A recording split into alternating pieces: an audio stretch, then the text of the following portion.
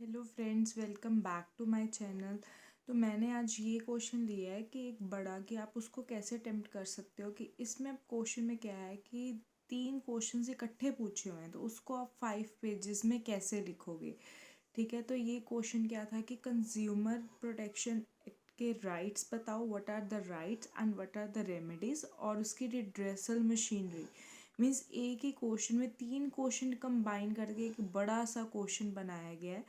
तो ये मैंने लिया। अब देखो इसको कैसे 5 पेजेस में करते हैं। ठीक है, तो सबसे पहले देखो कंज्यूमर प्रोटेक्शन एक्ट है, आपने एक हेडिंग डालनी है कंज्यूमर प्रोटेक्शन एक्ट, उसके पहले राइट्स और साथ में लिख सकते हो रेमेडीज एंड रिड्रेसल मशीनरी। ठीक है, तो सबसे पहले हमने इसका क्या लिखना है, मीनिंग लिखना है। तो मैंने क्या किया, इसका मीनिंग लिखा। ठीक है, ये सब कुछ बुक में प्रोवाइड है, सेमेस्टर 3 में ही है चैप्टर बिजनेस इन्वायरमेंट का कंज्यूमर प्रोटेक्शन एक्ट। ठीक है, उसके बाद हमने इसके लिखे ऑब्जेक्टिव्स। अब आप कहोगे कि ऑब्जेक्टिव्स देखो कुछ आपको एक्स्ट्रा लिखना पड़ेगा। ये नहीं है कि जो उन्होंने पूछी तो सिर्फ 3 चीज़ें थी। क्या 3 चीज़ें पूछी थी? दैट आर द राइट्स,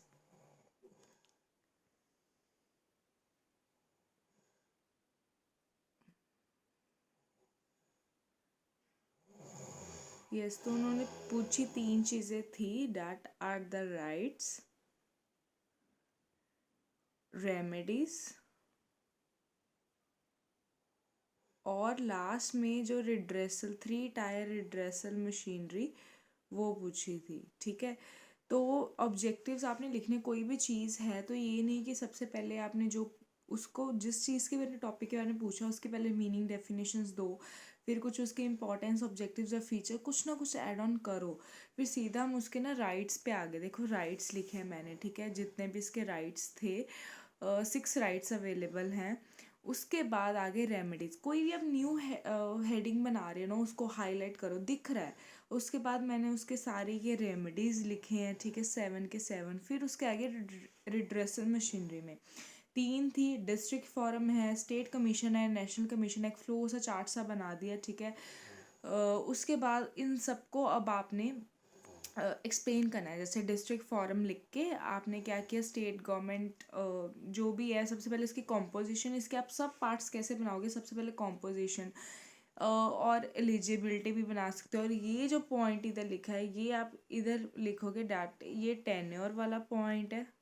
ठीक है, ये जो मैंने लिखा हुआ है 65, ये जो ऊपर है इसको आप लिख सकते हो एलिजिबिलिटी। ठीक है, एलिजिबिलिटी लिख सकते हो।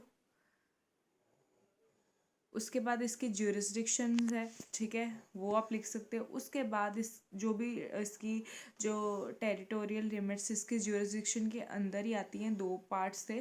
फिर स्टेट कमीशन थी, उसकी कंपोजिशन लिखी है। देखो मैंने क्या किया है कि जो फर्स्ट पेज में इसकी जो मीनिंग डेफिनेशन ऑब्जेक्टिव्स ये सब कुछ कर दी है फर्स्ट पेज पे ही, और जो राइट्स थे वो स्टार्ट कर दिए थे। मीनिंग लिखा था, ऑब्जेक्टिव, फिर राइट्स इसके स्टार्ट कर दिए थे।